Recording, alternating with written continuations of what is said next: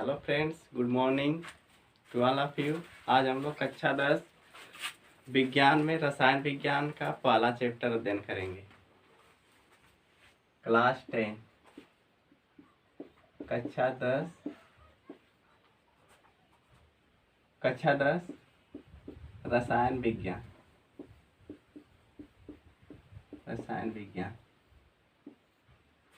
English में कहते हैं केमिस्ट्री। आज हम लोग कक्षा 10 रसायन विज्ञान के बारे में अध्ययन करेंगे। ठीक है, हम लोग जान लेते हैं रसायन विज्ञान किसे कहते हैं। विज्ञान की 3 शाखाएं होती हैं। विज्ञान की 3 शाखाएं: भौतिक विज्ञान,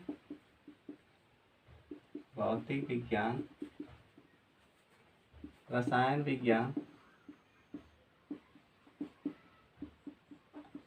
विज्ञान और होता है जीव विज्ञान। हमारा जीव विज्ञान, ठीक है। भौतिक विज्ञान को इंग्लिश में फिजिक्स, केमिस्ट्री,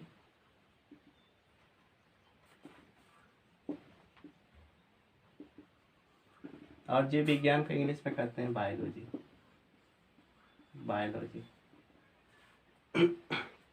आज हम लोग रसायन विज्ञान के बारे में अध्ययन करेंगे। ठीक है, इसको हम मिटा देते हैं। रसायन विज्ञान की वह शाखा जिसके अंतर्गत रसायन विज्ञान किसे कहेंगे? रसायन विज्ञान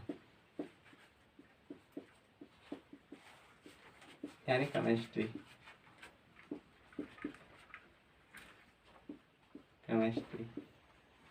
विज्ञान की वह शाखा जिसके अंतर्गत पदार्थों के रासायनिक संरचना, संगठन, गुणों तथा उनमें होने वाली रासायनिक अभिक्रियाओं का अध्ययन किया जाता है, उसे हम रसायन विज्ञान कहते हैं।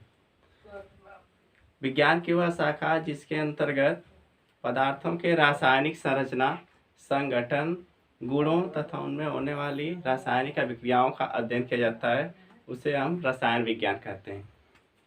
नोट करेंगे परिभाषा। विज्ञान की वह शाखा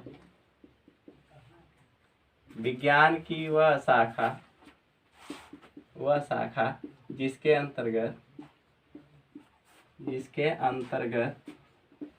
पदार्थों के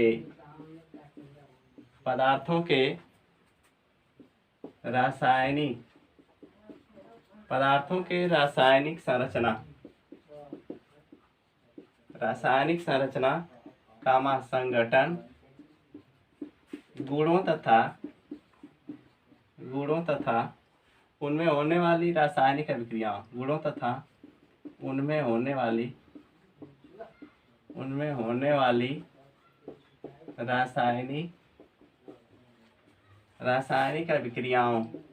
गुणों तथा उनमें होने वाली रासायनिक अभिक्रियाओं, का अध्ययन किया जाता है। रासायनिक अभिक्रियाओं का अध्ययन किया जाता है, उसे रसायन विज्ञान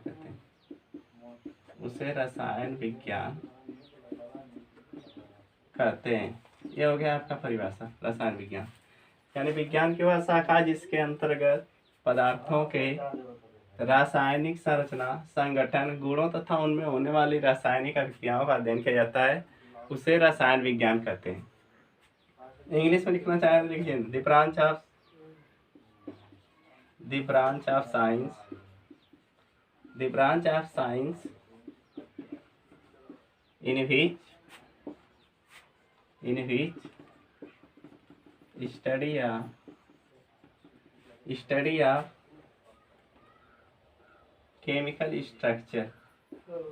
study of chemical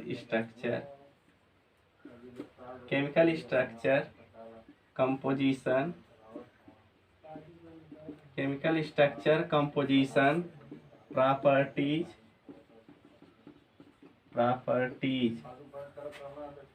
and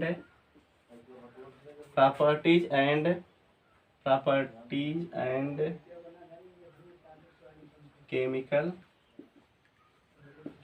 reaction are called chemistry. Chemical reactions of substances. Chemical reactions of substances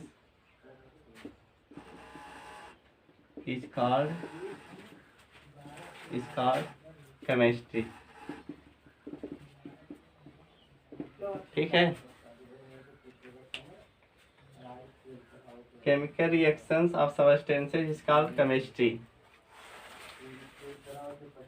आगे देखते हैं फादर ऑफ केमिस्ट्री। एंटोनी लेवासिए को फादर ऑफ केमिस्ट्री कहा जाता है। लेवासिए को रसायन विज्ञान का पिता कहा जाता है। किसको लिख लेंगे आगे? लेवासिए को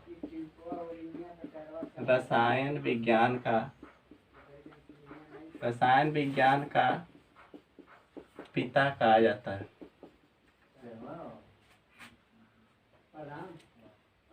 father of chemistry, who is called father of chemistry? Lavoisier is called father of chemistry. ठीक है, नोट कर लीजिए इसको। लेवासिए को रसायन विज्ञान का पिता कहा जाता है। हो गया। चलिए आज हम लोग पहला चैप्टर कक्षा 10 रसायन विज्ञान का पहला चैप्टर के बारे में अध्ययन करेंगे। फर्स्ट चैप्टर स्टार्ट करेंगे आज हम लोग। पहला चैप्टर क्या है? रासायनिक अभिक्रियाएं और समीकरण। अध्याय 1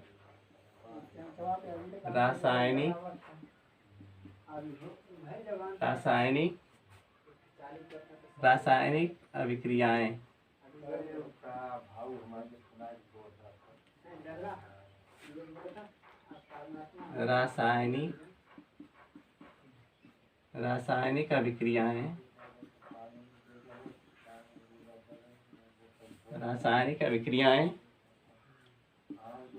एवं समीकरण। फर्स्ट चैप्टर है आप लोगों का कक्षा 10 का। ठीक है, नोट करेंगे फर्स्ट चैप्टर रासायनिक अभिक्रियाएं एवं समीकरण। इंग्लिश में देखेंगे केमिकल रिएक्शंस एंड इक्वेशन।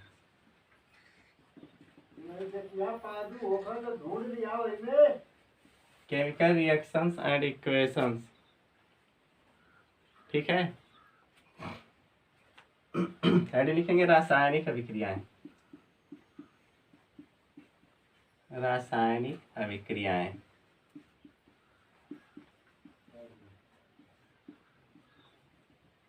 देखिए हम रासायनिक अभिक्रियाएं किसे कहेंगे? जब दो या दो से अधिक पदार्थ मिलकर किसी नए पदार्थ का निर्माण करते हैं।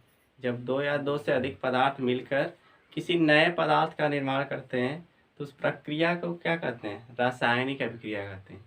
जब दो या दो से अधिक पदार्थ मिलकर किसी नए पदार्थ का निर्माण करते हैं तो उस प्रक्रिया को रासायनिक अभिक्रिया कहते हैं। अथवा जब कोई पदार्थ दो या दो से अधिक पदार्थों में विभाजित हो जाए या टूट जाए तो उस प्रक्रिया को भी रासायनिक अभिक्रिया कहते हैं। लिखेंगे परिभाषा। जब दो या दो से अधिक पदार्थ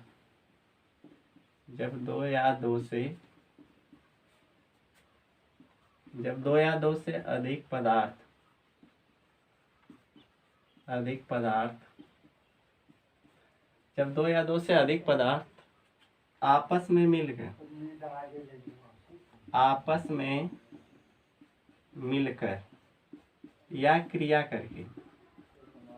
करके किसी नए पदार्थ का निर्माण करते हैं। किसी नए पदार्थ का निर्माण करते हैं तो उस प्रक्रिया को रासायनिक अभिक्रिया कहते हैं। तो उस प्रक्रिया को रासायनिक अभिक्रिया कहते हैं। उस प्रक्रिया को रासायनिक अभिक्रिया कहते हैं। अथवा दूसरी परिभाषा लिखेंगे, जब कोई पदार्थ दो या दो से अधिक पदार्थों में विभाजित हो जाता है। जब कोई पदार्थ, जैसे कोई बड़ा पदार्थ है और टूट के दो या दो से अधिक सरल पदार्थ बना ले, तो उस प्रक्रिया को हम क्या कहेंगे? रासायनिक अभिक्रिया कहेंगे। अथवा जब कोई पदार्थ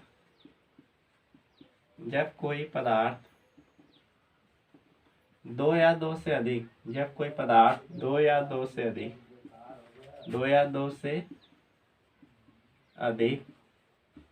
पदार्थों में विभाजित हो जाता है,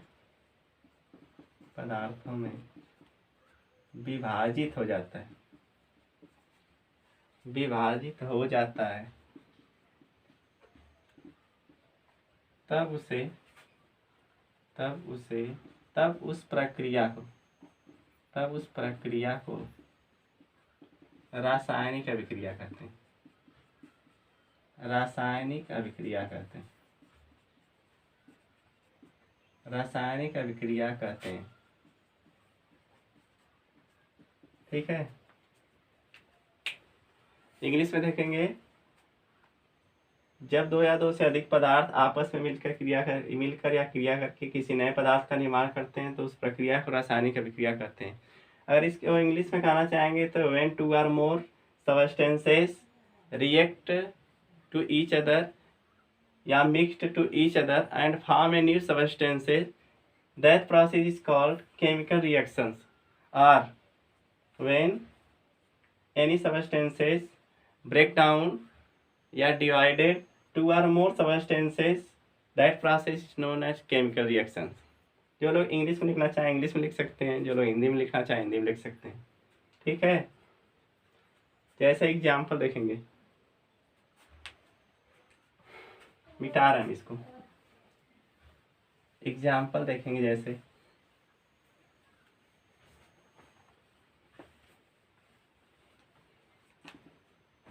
एग्जाम्पल उदाहरण लिखेंगे, जैसे कार्बन प्लस ऑक्सीजन मिलकर क्या बनाते हैं? Carbon dioxide.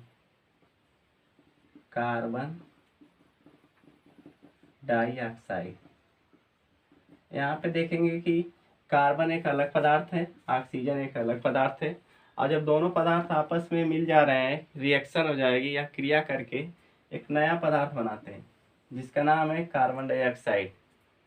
इसको इस प्रकार भी लिख सकते हैं, C+O2 = CO2। ठीक है।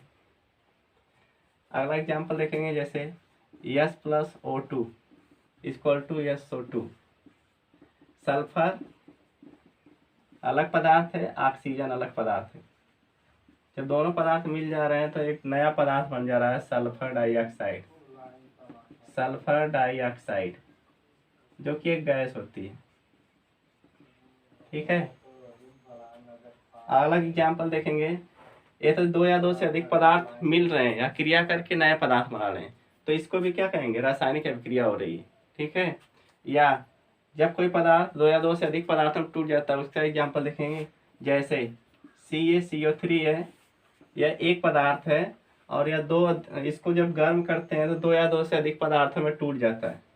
कैसे टूटेगा?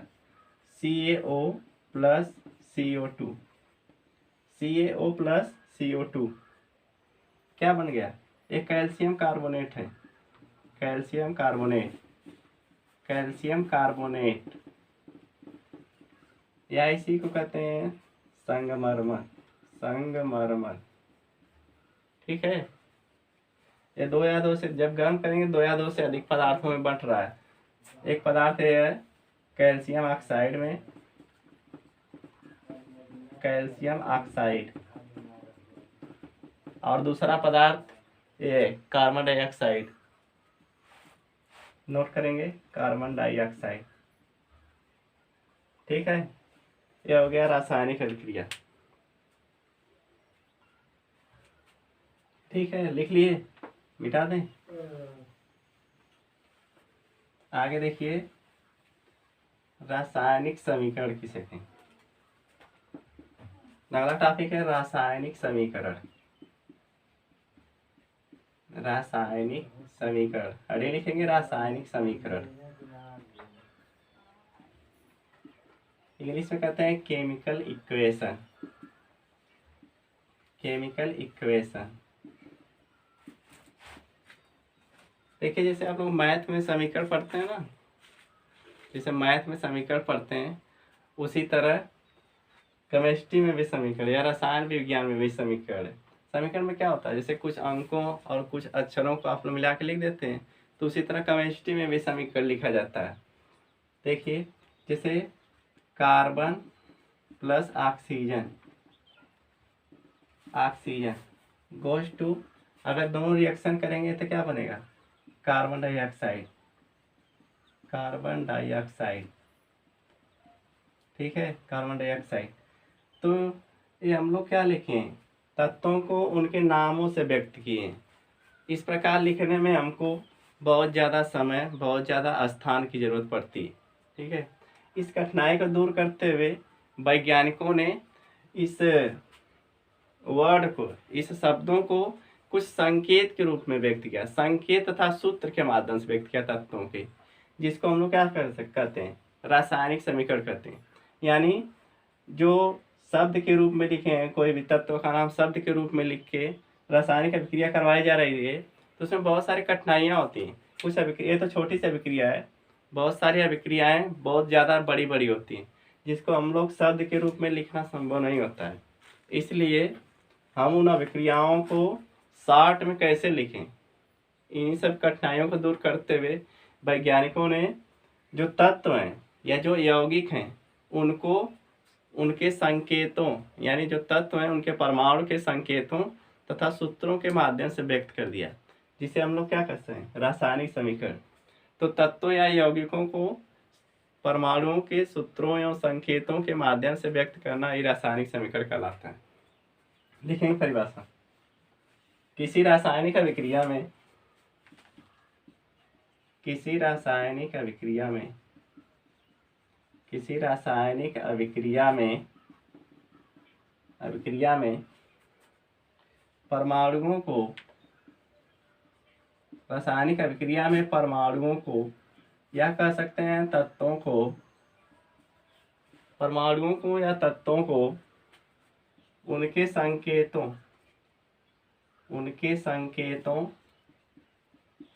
तथा सूत्रों के माध्यम से, संकेतों तथा सूत्रों के माध्यम से व्यक्त करने की प्रक्रिया को, माध्यम से व्यक्त करने की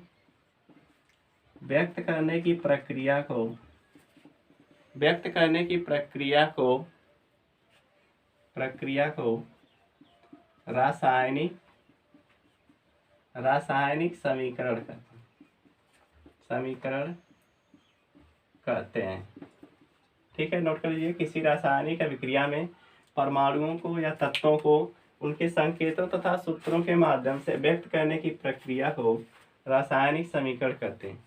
जैसे एक समीकरण लिख रहे हैं, जैसे देखिए carbon plus oxygen goes to carbon dioxide, तो इसको शब्द के रूप में लिखा है। हम संकेतों के माध्यम से, जैसे कार्बन का संकेत क्या होता है, C, ऑक्सीजन का संकेत होता है O2, गोज टू क्या बनेगा, कार्बन डाइऑक्साइड का संकेत CO2। ये हो गया रासायनिक समीकरण। और अदर एग्जाम्पल देख लीजिए, H plus Cl, H2 plus Cl2 goes to बनता है 2HCl। ठीक है, यानी हाइड्रोजन गैस और क्लोराइड गैस को जो मिलाया जाता है, क्लोरीन गैस को जो मिलाया जाता है, तो हाइड्रोक्लोरिक अम्ल बनता है। ठीक है, हाइड्रोक्लोरिक अम्ल बनता है, नोट कर लीजिए। बहुत सारे एग्जाम्पल है, बहुत सारे एग्जाम्पल लिखे, जैसे sulphur plus oxygen, sulphur dioxide. जितनी रासायनिक अभिक्रियाएं हैं सब रासायनिक समीकरण के माध्यम से व्यक्त किया जाता है। ठीक है, नोट कर लीजिए। Sulphur plus oxygen goes two sulphur dioxide. मिटा रहे इसको।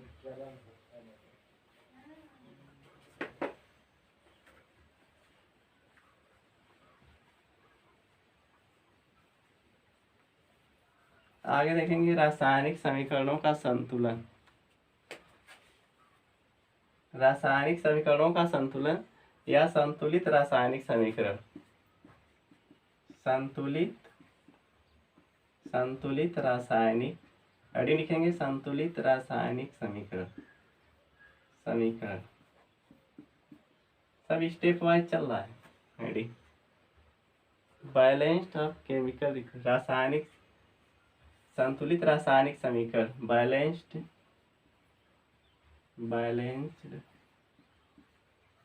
Chemical equation. Balanced chemical equation. देखिए संतुलित रासायनिक समीकरण किसे कहते हैं? जब किसी रासायनिक समीकरण में उसके बाएं पक्ष में तथा दाएं पक्ष में, दोनों पक्षों में परमाणुओं की संख्या समान रहती है, तो उस प्रकार के समीकरण को कहते हैं बैलेंस्ड केमिकल इक्वेशन या संतुलित रासायनिक समीकरण। जब किसी रासायनिक अभिक्रिया में या जब किसी रासायनिक समीकरण में उसके बाएं पक्ष में तथा दाएं पक्ष में परमाणुओं की संख्या समान होती है, तो उसे कहते हैं क्या? संतुलित रासायनिक समीकरण। जैसे हम लोग देखेंगे, परिभाषा लिख लेंगे पहले। जब रासायनिक समीकरण के दोनों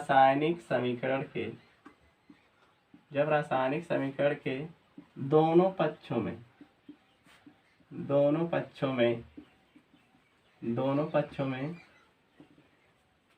मतलब लेफ्ट एंड राइट,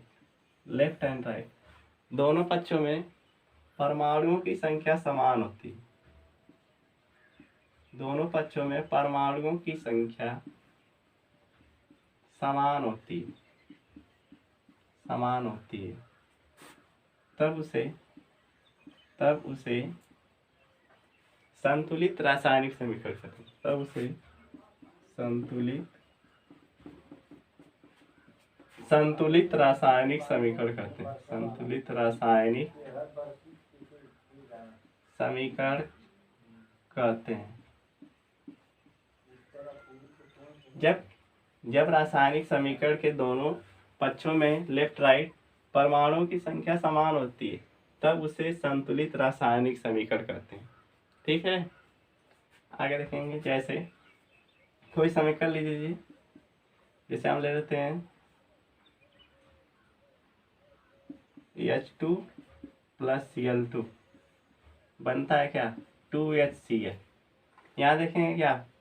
देखते हैं कि दोनों पक्षों तत्वों की संख्या समान है कि नहीं समान है, परमाणुओं की संख्या समान है कि नहीं समान है। जैसे इधर 2 हाइड्रोजन है, इधर कितना हाइड्रोजन? ये 2 सबके लिए होता है, Cl के लिए भी है, H के लिए भी है। तो इधर 2 हाइड्रोजन, इधर भी 2 हाइड्रोजन, इधर 2 Cl, इधर भी 2 Cl।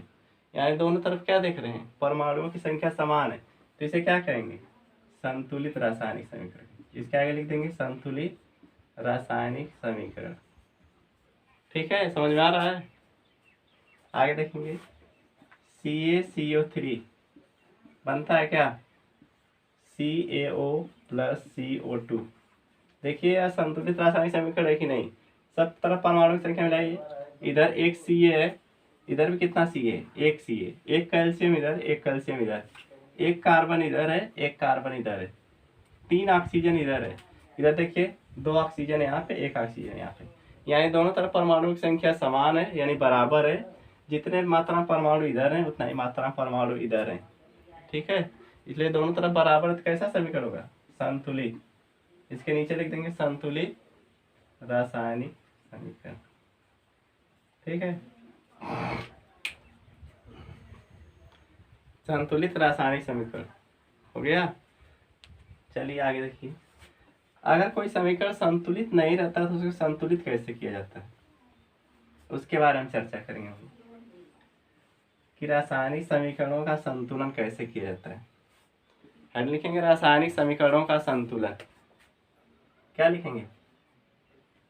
रासायनिक समीकरणों का संतुलन। रासायनिक समीकरणों का संतुलन, रासायनिक समीकरणों का संतुलन। यानी जब कोई समीकरण संतुलित नहीं रहेगा, उसके दोनों पक्षों में परमाणुओं की संख्या बराबर नहीं रहेगी, तब हम लोग उसको कैसे संतुलित करेंगे। देखिए, रासायनिक समीकरणों का संतुलन करने के लिए सबसे पहले देखेंगे कि दोनों तरफ परमाणु कितने हैं, इस पक्ष में कितना कौन सा परमाणु है, इस पक्ष में कितना कौन सा परमाणु है। तो उसी के हिसाब से जिधर परमाणुओं की संख्या कम रहेगी उतना ही उचित संख्या में गुणा करते हैं, 2 से 3 से 4 से उचित परमाणुओं की संख्या से गुणा कर देते हैं और लिख देंगे। वही हमारा क्या हो जाएगा, रासायनिक समीकरण, संतुलित समीकरण हो जाएगा। जैसे हम देखिए कोई समीकरण लिख रहे हैं, जैसे हम लोग लिखे H2 + Cl2, इधर लिख दिए HCl। अब देखिए क्या करेंगे, इधर 2 हाइड्रोजन है, इधर कितना हाइड्रोजन है, 1 हाइड्रोजन है, तो संतुलित नहीं है। इधर क्लोरीन कितना है, 2 है, इधर क्लोरीन कितना है, 1 है, तो यह समीकरण संतुलित नहीं है। तो क्या अभी बताएं, रासायनिक समीकरणों को संतुलित करने के लिए जिधर परमाणुओं की संख्या कम रहती है उतना ही उसके बगल में उतना ही नंबर से गुणा करेंगे। तो यहाँ कितना है, 2 हाइड्रोजन है, तो यहाँ 1 हाइड्रोजन है, तो इसके 1 से गुणा करेंगे तो यही 1 ही रहेगा, 1 एकम में 1, तो यहाँ कितना से गुणा करेंगे, 2 से गुणा कर देंगे। ठीक है, तो यह समीकरण क्या हो जाएगा, संतुलित हो जाएगा। मिला लीजिए, 2H इधर, 2H उधर, 2Cl इधर, 2Cl इधर। ठीक है, यह क्या हो गया, संतुलित समीकरण हो गया, संतुलित हो गया। इसके आगे लिख देंगे संतुलित समीकरण। आगे देखेंगे N2 + I2, आगे लिखेंगे Ni। अब बताइए समीकरण संतुलित है कि नहीं, नहीं, यह समीकरण संतुलित नहीं होगा। देखिए क्यों नहीं है, क्योंकि इधर 2 N है, इधर 1 N, तो इधर परमाणु की संख्या कम है, इधर 2 I है, इधर 1 I है, तो इधर कम है परमाणु की संख्या, तो इधर कितना से, इसके बगल में 2 से गुणा कर देंगे। यहाँ पे, यहाँ पे आगे मत गुणा करिएगा लोग, आप लोग कि यहाँ 2 लिख दें, यहाँ 2 लिख दें, गलत हो जाएगा। इस तरह मत लिख दीजिएगा N2 I2, ये गलत हो जाएगा, इस तरह नहीं लिखा जाता है, इसके बगल में गुणा किया जाता है हमेशा। ठीक है, चलिए आगे बढ़िए, लिख लीजिए, रासायनिक समीकरणों को संतुलित करने के लिए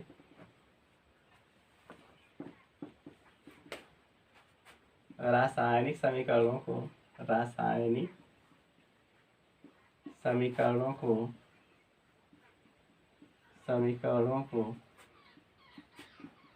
संतुलित करने के लिए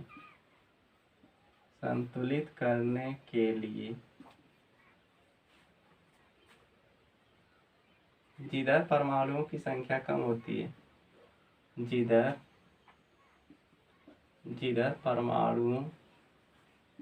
जिधर परमाणुओं की संख्या कम होती है उधर उचित संख्या मतलब जितना आवश्यकता हो, 2, 3, 4, 5, इस प्रकार उचित संख्या से गुणा करते हैं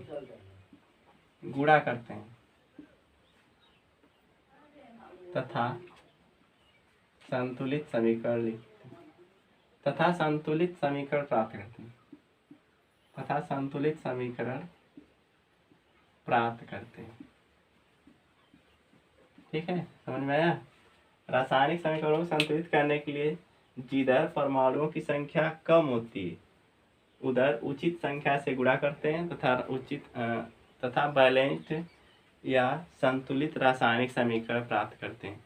ठीक है, चलिए आगे देखिए, यहाँ कुछ एग्जाम्पल लिख रहे हैं।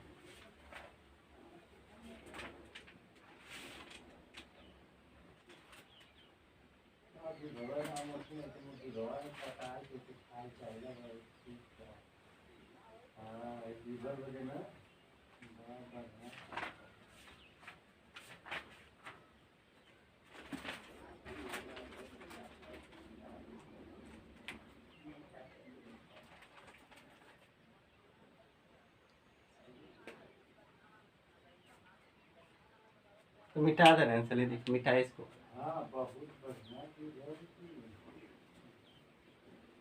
कुछ समीकरण संतुलित करना सीखेंगे हम लोग। देखिए जैसे NaOH देखेंगे, NaOH plus H2SO4 goes to Na2SO4 plus H2O, Na2SO4 plus H2O।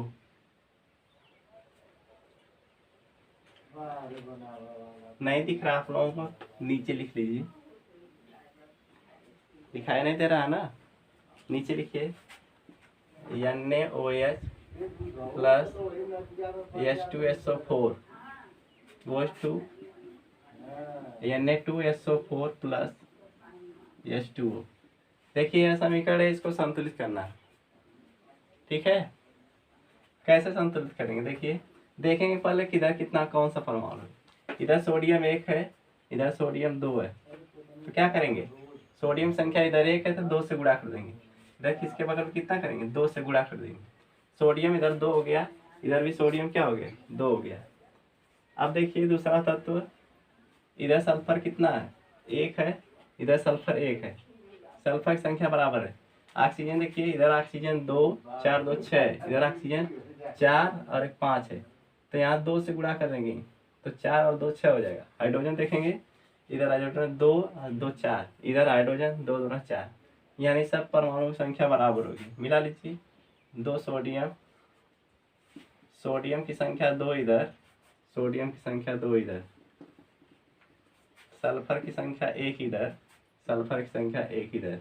ठीक है, हाइड्रोजन की संख्या 2 और 2 4, 4 इधर, हाइड्रोजन की संख्या 4 इधर, ऑक्सीजन की संख्या 6 इधर, ऑक्सीजन परमाणु संख्या 6 इधर। इस प्रकार देखेंगे तो हम समीकरण के दोनों पक्षों में परमाणुओं की संख्या बराबर है। ठीक है, इस प्रकार यह क्या होगा, संतुलित रासायनिक समीकरण, संतुलित रासायनिक समीकरण।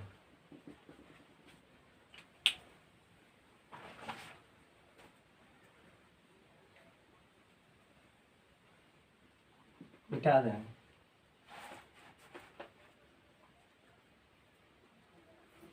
आगे लिखिए,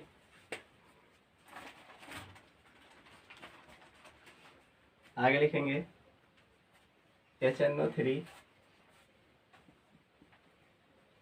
plus CaOH twice goes to CaNO3 twice plus H2। चलिए इसको संतुलित करते हैं। संतुलित करिए इसको, देखिए मिलाइए पहले, इधर एक Ca है, इधर भी एक Ca, यानी कैल्शियम क्या है, बराबर है, कैल्शियम का परमाणु दोनों तरफ बराबर है। ठीक है, इधर देखिए हाइड्रोजन कितना है, इधर हाइड्रोजन 2 1 3, इधर देखिए हाइड्रोजन, इधर हाइड्रोजन 2 है। ठीक है, तो यहाँ क्या करेंगे, नाइट्रोजन देखिए इधर 1 है, इधर नाइट्रोजन 2 है, यानी यहाँ 2 से गुणा कर देंगे तो नाइट्रोजन इधर 2 हो जाएगा और नाइट्रोजन इधर 2 है। ठीक है, तो कैल्शियम और नाइट्रोजन दोनों संतुलित हो गए। अब क्या देखेंगे, ऑक्सीजन देखिए इधर 2 3 6 1 7 ऑक्सीजन उधर है, इधर देखिए 3 और 2 5 ऑक्सीजन इधर है। ठीक है, नहीं 3 नहीं, ये 2 3 6 ऑक्सीजन 6 और 2 8 ऑक्सीजन, इधर 8 इधर 2 3 6 7, यहाँ 2 से गुणा कर देंगे तो 2 ऑक्सीजन इधर, यहाँ 2 3 6 ऑक्सीजन 6 2 8 ऑक्सीजन, इधर देखेंगे 2 ऑक्सीजन यहाँ पे, 2 3 6 ऑक्सीजन यहाँ पे, यानी सभी परमाणुओं की संख्या क्या हो गई, बराबर हो गई। इस प्रकार हम गुणा करके परमाणुओं की संख्या को बराबर कर सकते हैं और संतुलित समीकरण प्राप्त कर सकते हैं। संतुलित समीकरण, ठीक है, और देखिए BaCl2 plus H2SO4, BaCl2 plus H2SO4 goes to बनेगा BaSO4 प्लस HCl। चलिए देखिए, इसको संतुलित करना है। मिलाइए, इधर एक बेरियम है, इधर भी एक बेरियम। बेरियम संख्या बराबर है, इधर 2 Cl है, इधर Cl की संख्या 1 है, यानी इसके पहले कितना गुणा करें, 2 से। Cl बराबर Ba बराबर। अब देखिए हाइड्रोजन कितना, इधर हाइड्रोजन 2, इधर भी हाइड्रोजन 2, हाइड्रोजन भी बराबर। इधर सल्फर 1, इधर भी सल्फर 1, सल्फर बराबर ऑक्सीजन इधर 4, ऑक्सीजन इधर 4, यानी क्या हो गया, सभी परमाणुओं की संख्या बराबर। इसलिए यह क्या है, संतुलित समीकरण। संतुलित समीकरण।